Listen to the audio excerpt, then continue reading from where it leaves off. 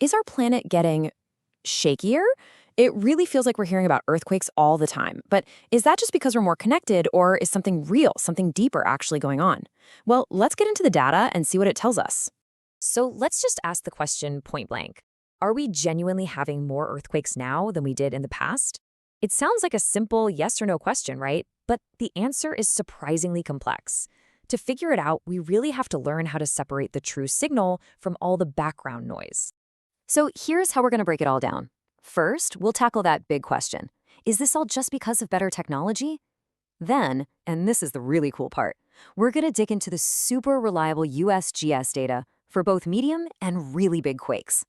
We'll also see what a fundamental law of earthquakes might predict for the future. And finally, we'll zoom out to see what this unfolding global story really means. Okay, let's start with the most obvious explanation, the one you've probably heard 100 times. Have we just gotten way better at listening to the planet? For a long, long time, this has been the standard. And you know what? It was the correct explanation. I mean, just look at this slide. It shows you the impact of our technology perfectly. When we developed these incredible systems, like the global seismographic network back in the 80s and 90s, it's like we gave ourselves super hearing. That absolute explosion of red that you see, those are thousands of tiny little quakes that we were totally deaf to before. So yeah, no question about it. Better tech means we record way more quakes. And for decades, that's pretty much where the story ended. Case closed. More quakes on the books? Must be better seismographs. But what if that's not the whole story anymore? New analysis of the most solid, most reliable data out there suggests that something else is going on. And this right here is where we get to the core of this whole thing. If you want to find a real trend, you have to be incredibly careful with your data. Scientists needed to find a way to compare apples to apples across the decades, to filter out all that noise from constantly improving tech.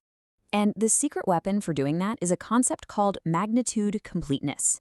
Think of it like a quality control sticker for earthquake data. It's the minimum strength, the minimum magnitude, above which we are totally confident we have caught every single earthquake, not just for the past few years, but for decades. Anything below this line, the data is a bit messy, but everything above it, that's the clean, reliable signal. So, what is that magic number for our global network? Well, after a ton of analysis, the USGS puts that threshold right around a magnitude 4.4.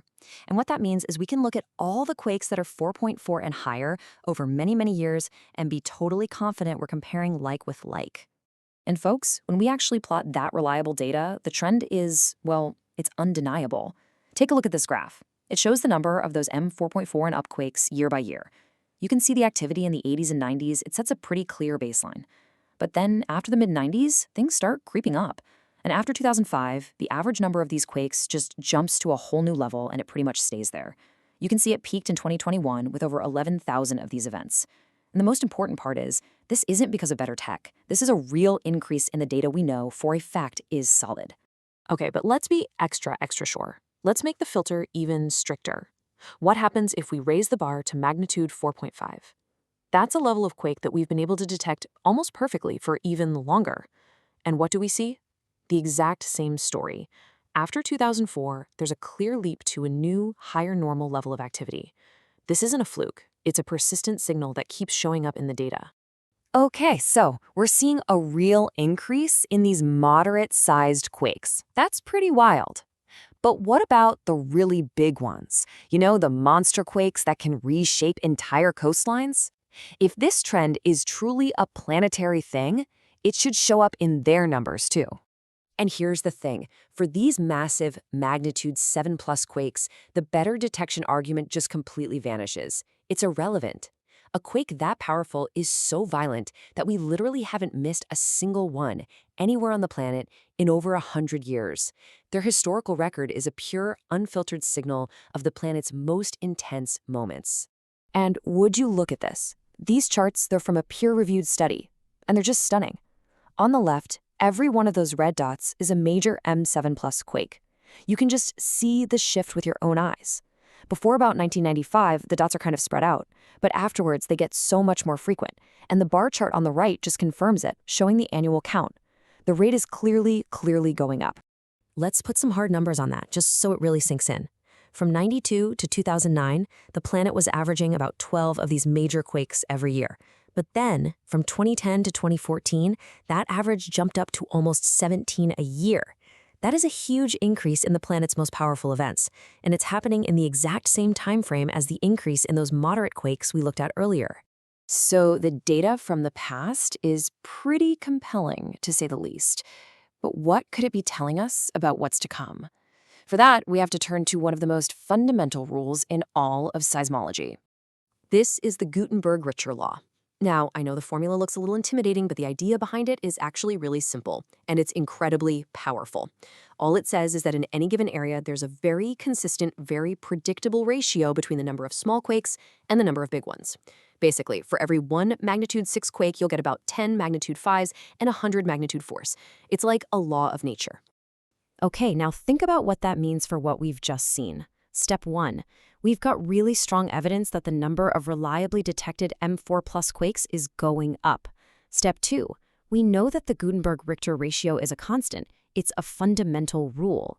So step 3 becomes the logical, almost unavoidable conclusion. The number of M5s, M6s, and M7s must also eventually increase to keep everything in balance. It's like if you make the base of a pyramid wider, the whole pyramid has to get taller. So with all of this evidence piling up, why isn't this front-page news? Why are scientists still so cautious?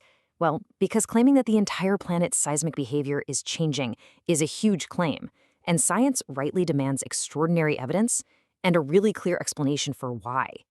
So here's where things stand right now. The trends in the reliable data, they're real. A lot of scientists are now starting to see that M4 to M5 range not as noise, but as a potential early warning signal. And this isn't happening in a vacuum. We're also seeing other weird changes deep inside the Earth, things to do with the planet's core and its magnetic field. And this quote just sums up the whole situation perfectly.